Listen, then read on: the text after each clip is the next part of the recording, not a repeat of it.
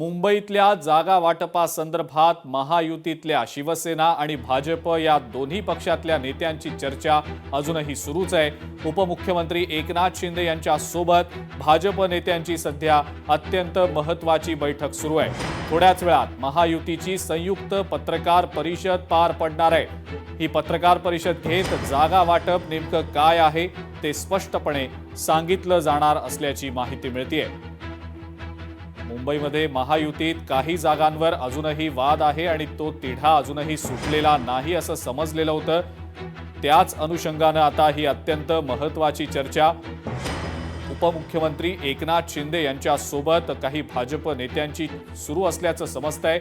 या बैठकीनंतर थोड्याच वेळात एक संयुक्त पत्रकार परिषद घेतली जाणार आहे।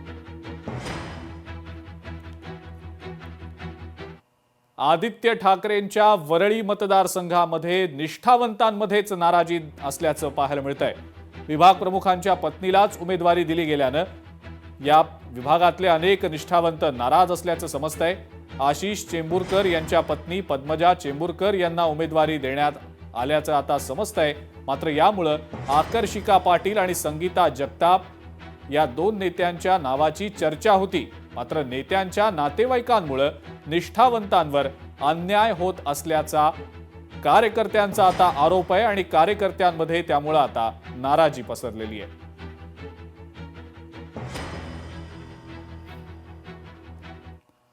वंचित सोबतच्या युतीनं आम्हाला आनंद आहे अशी प्रतिक्रिया काँग्रेसच्या खासदार वर्षा गायकवाड यांनी दिलेली आहे। विकासाच्या मुद्द्यावर निवडणूक व्हायला हवी असं वर्षा गायकवाड यांनी मत व्यक्त केलंय।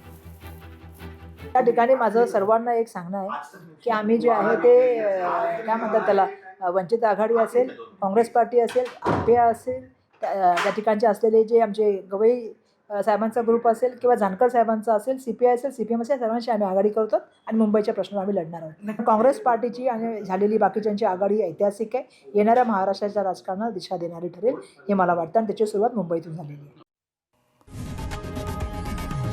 लोकशाही मराठी ऐका, पहा, जागरूक रहा।